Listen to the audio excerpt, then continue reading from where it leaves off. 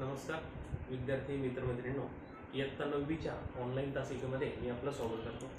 विद्यार्थी मित्रांनो, मागच्या तासिकेमध्ये आपण पाचवा धडा जो आहे आपला ॲसिड्स, बेसेस अँड सॉल्ट्स याची सुरुवात केलेली होती आणि या धड्याचे काही मुद्दे आपण अभ्यासले होते. जसं पहिला मुद्दा जो होता तो आयोनिक कंपाऊंड्स रिकॅपिच्युलेशन, त्यानंतर दुसरा मुद्दा आपण पाहिला होता dissociation of ionic bonds. Dissociation म्हणजे विचरण. And now we are going to learn the next topic, which is called as the Arrhenius theory of acids and bases. Arrhenius was the Swedish scientist. He put forth his theory about the acids and bases, and according to his theory, he put forth the definitions of acids and bases. Let us see these definitions. According to the Arrhenius theory, the definition of acid is here: an acid is a substance which on dissolving in water gives rise to H plus ion as the only cation. For example, HCl, H2SO4, H2CO3. याचा अर्थ असा आहे की acid हा एक असा पदार्थ आहे की जो पाण्यात विरघळला असता त्याच्या द्रावणामध्ये H प्लस आयन म्हणजे हायड्रोजन आयन हे एकमेव कॅटायन तयार होतात. आणि मग या ठिकाणी उदाहरण सुद्धा दिलेले, hydrochloric acid in water goes on dissociation. Dissociation म्हणजे त्याचं विचरण होणार. हायड्रोजन आणि क्लोरीन हे वेगवेगळे होतील पाण्यामध्ये जेव्हा ते डिसोसिएट होतील, त्यावेळेस मग काय तयार होणार? H plus aqueous plus Cl minus aqueous. H plus aqueous म्हणजे पाण्यातील द्रावण आणि क्लोरीन ॲक्वॅस म्हणजे क्लोरीनचं पाण्यातील द्रावण.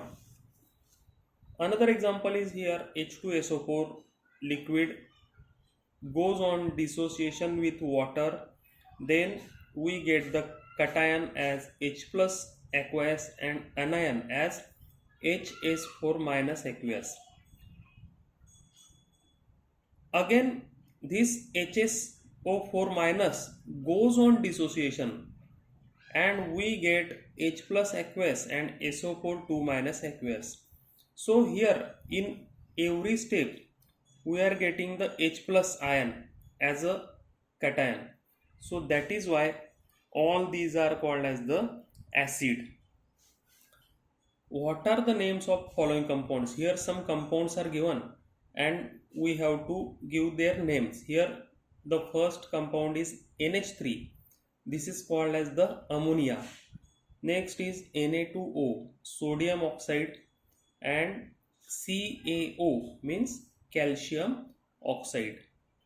When the above compounds are mixed with water, they combine with water.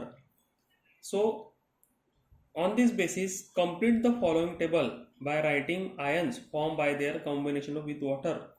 And next question is, into which type will you classify the above compounds, acid, base or salt? So these are three compounds: ammonia, sodium oxide, calcium oxides are goes on dissociation in water.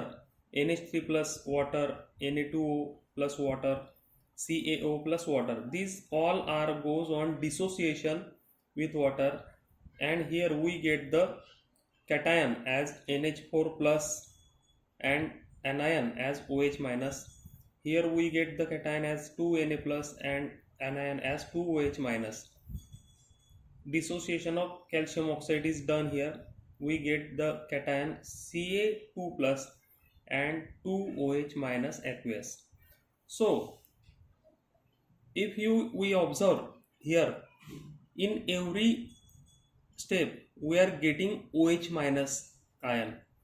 This OH minus is the acidic radical. That is why NH3, Na2O, CaO are bases. हे सर्व काय bases आहेत, कारण त्यांच्या dissociation झाल्यानंतर OH minus ion मिळतोय म्हणून ते बेस आहेत असं आपल्या लक्षात येतं. आता जी उदाहरणं आपण पाहिली त्यावरून आपण बेसची डेफिनेशन या प्रकारे करू शकतो. A base is a substance which on dissolving in water gives rise to the OH minus ion as the only anion. For example, NaOH, CaOH2. याचा अर्थ आम्लारी बेस म्हणजे काय? आम्लारी. आम्लारी हा एक असा पदार्थ आहे की जो पाण्यात विरघळला असता त्याच्या द्रावणामध्ये OH मायनस म्हणजेच हायड्रॉक्साईड आयन, याला हायड्रॉक्साईड आयन असं म्हणतात, हा एकमेव ॲनायन त्यामध्ये तयार होईल. अशा पदार्थांना बेस असं म्हटलं जातं. Here some examples are given. NaOH, sodium hydroxide. This goes on dissociation with water. पाण्यामध्ये टाकला असता तो त्याचं डिसोसिएशन होतं. डिसोसिएशन म्हणजे विचरण होतं आणि Na आणि OH हे वेगवेगळे होतात. So here we get cation as Na plus aqueous and anion as OH minus aqueous. In the next example, calcium hydroxide.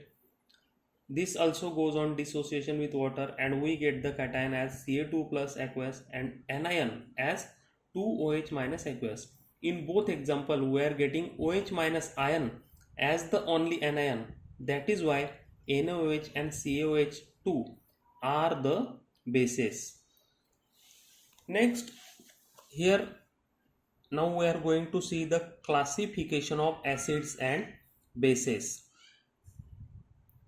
Strong and weak acids, bases and alkali. Acids and bases are classified into strong and weak types on the basis of the extent to which they dissociate in their aqueous solution. आम्ल व आम्लारी यांच्या जलीय द्रावणामध्ये म्हणजे पाण्यातील द्रावणांमध्ये त्यांचं dissociation किती होतं, किती प्रमाणात होतं, त्याच्यानुसार त्यांचं वर्गीकरण केलं जातं. कशामध्ये? तर स्ट्रॉंग किंवा वीक म्हणजे तीव्र किंवा सौम्य अशा दोन प्रकारांमध्ये त्यांचं वर्गीकरण केलं जातं. मग पहिला प्रकार जो या ठिकाणी स्ट्रॉंग ॲसिड म्हणजे तीव्र आम्ल. On dissolving in water a strong acid dissociates almost completely and the resulting aqueous solution contains mainly H plus ion and the concerned acidic radical. For example, hydrochloric acid, HBr, HNO3, H2SO4. याचा अर्थ असा आहे की तीव्र आम्ल जेव्हा पाण्यात विरघळते तेव्हा त्याचं डिसोसिएशन पूर्ण होते, कंप्लीट होते आणि त्याच्या पाण्यातील द्रावणामध्ये H प्लस आयन व संबंधित आम्लाचे आम्लधर्मी मूलक हे आयनच फक्त प्रामुख्याने असतात. मग यावरून यांचा जो प्रकार असतो हा स्ट्रॉंग ॲसिड असतो आणि त्याचे जे उदाहरणं आहेत HCl, HBr, HNO3, H2SO4 असे आहेत. दुसरा प्रकार आहे weak acid. On dissolving in water a weak acid does not dissociate completely. याचा अर्थ काय? जे वीक ॲसिड असतात ते पाण्यामध्ये पूर्णपणे डिसोसिएट होत नाहीत, ते अपूर्ण डिसोसिएट होतात. And the resulting aqueous solution contains H plus ion and the concerned acidic radical in a small proportion along with large proportion of undissociated molecules of the acid. For example, H2CO3, CH3COOH, त्याला आपण acetic acid असं म्हणतो.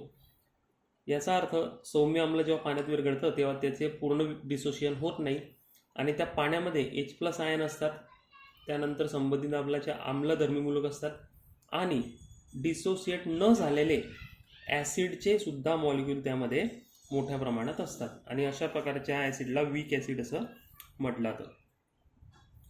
आता या ठिकाणी आपल्याला पाहिजे आहे स्ट्रॉंग बेस म्हणजे तीव्र आम्लारी. On dissolving in water a strong base dissociate almost completely and the resulting aqueous solution contains mainly OH minus ions and the concern basic radicals. जसं आपण स्ट्रॉंग ॲसिडच्या बाबतीत पाहिलं की त्या ठिकाणी H प्लस आयन मिळतात, तसं स्ट्रॉंग बेसच्या बाबतीत OH मायनस मिळतात आणि हा स्ट्रॉंग बेस पूर्णपणे डिसोसिएट होतो. मग याची उदाहरणं आहेत NaOH, KOH, CaOH2, Na2O. Weak base. On dissolving in water a weak base does not dissociate completely and the resulting aqueous solution contains a small proportion of OH minus ion and the concerned basic radical along with large proportion of undissociated molecules of the base. For example, NH4OH. म्हणजेच काय तर weak base जो असतो सौम्य आम्लारी जेव्हा पाण्यात विरघळतं तेव्हा त्याचं डिसोसिएशन पूर्ण होत नाही आणि मग त्या पाण्याच्या द्रावणामध्ये काय काय असेल, OH मायनस असतील, त्या संबंधित आम्लधर्मी मूलकाबरोबरच विचरण न झालेले म्हणजे डिसोसिएशन न झालेले मोठ्या प्रमाणात त्या बेसचे मॉलिक्यूल सुद्धा प्रेझेंट असतील. पुढचा जो प्रकार आपल्याला पाहायचा आहे अल्कली.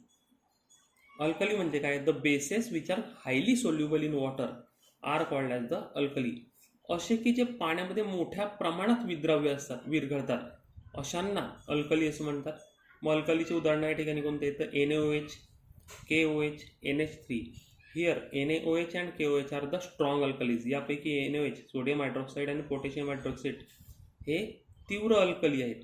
तर NH3 is the weak alkali. NH3 जो आहे म्हणजे अमोनिया हा मात्र एक सौम्य अल्कली आहे, वीक अल्कली आहे. Here next topic is basicity and acidity, म्हणजे आम्लारी धर्मता आणि आम्लधर्मता. या ठिकाणी एक तक्ता दिलेला आहे ज्याच्यामध्ये सांगितलेलं आहे acid number of H+ ion obtain from one molecule, आणि दुसरा आहे base number of OH- obtain from one molecule. Here some examples are given: HCl, HNO3, H2SO4, H2CO3, H3BO3, H3PO4, CH3COOH. So here how many H+ ions are present in this one molecule?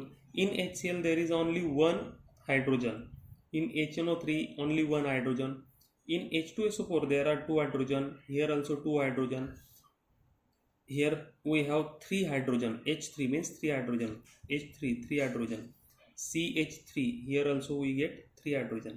Similarly, here the examples of bases are given: sodium hydroxide, potassium hydroxide, calcium hydroxide, barium hydroxide, aluminum hydroxide, ferrous hydroxide, ammonium hydroxide. So in these examples we have OH- ion present in each molecule. So how many OH-? Here we have one OH-, one OH-. Here we have OH2 means two OH-, two OH-. Here three OH-, three OH-, and here we have only one OH-. So acids and bases are also classified according to their basicity and acidity respectively. याचा अर्थ आम्ल व आम्लारीचे वर्गीकरण जे ते अनुक्रमे आम्लारी धर्मता व आम्लधर्मता यांच्या आधारे सुद्धा करता येते. पुढचा मुद्दा आहे basicity of acids. The number of H+ ion obtain by the dissociation of one molecule of an acid is called the basicity. याचा अर्थ आम्लाच्या एका रेणूपासून डिसोसिएशन झाल्यानंतर जितके H+ आयन मिळतील, म्हणजे 1 मिळतील, 2 मिळतील, 3 मिळतील, ही जी संख्या असेल ती असेल त्या ॲसिडची बेसिसिटी. पुढे acidity of base. The number of OH- ion obtain by dissociation of one molecule of base is called as the acidity. याचा अर्थ काय की आम्लारीच्या एका रेणूपासून डिसोसिएशन झाल्यानंतर जितके OH- मिळतील, 1, 2, 3 जितके मिळतील ती संख्या म्हणजे काय? तर त्या आम्लारींची आम्लधर्मता आहे, म्हणजेच ॲसिडिटी ऑफ द बेसेस असं त्याला म्हटलं जातं. पुढे आपल्याला विचारलेले on the basis of above table give the examples of monobasic, dibasic and tribasic acids.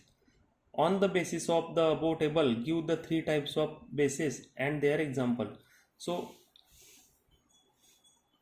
Here we have that table. या ठिकाणी तो टेबल आहे मागच्या पानावर, आपण आत्ताच पाहिला. तर या टेबलमध्ये जितके नंबर्स आहेत, इथं 1, इथं 1, इथं 2, 2, 2, इथं 3, 3, 3, इथं सुद्धा 1, 1, 2, 2, 3, 3 आणि 1. मग यावरून आपल्याला सांगता येतील की हे कोणत्या प्रकारचे ॲसिड आहे.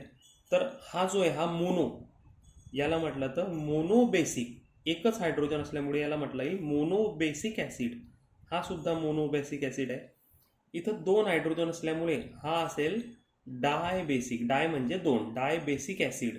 हा सुद्धा डायबेसिक ॲसिड. इथं 3 हायड्रोजन असल्यामुळे यांना ट्रायबेसिक ॲसिड असं म्हटलं जातं. असे हे 3 प्रकार आहे ॲसिडचे. आणि इथं बेसचे प्रकार, हा सिंगल OH-, हा पण सिंगल OH- आहे. याचा अर्थ असा आहे की हा मोनो ॲसिडिक बेस आहे. त्याच्यानंतर हा डाय ॲसिडिक बेस आहे. 2 OH- असल्यामुळे हा आहे डाय ॲसिडिक बेस. आणि हे जे आहे या ठिकाणी 3 OH- असल्यामुळे हे ट्राय ॲसिडिक बेस आहेत दोघंही, आणि इथं सुद्धा सिंगल OH असल्यामुळे हा सुद्धा मोनो ॲसिडिक बेस असे या ठिकाणी यांचे प्रकार पडतात.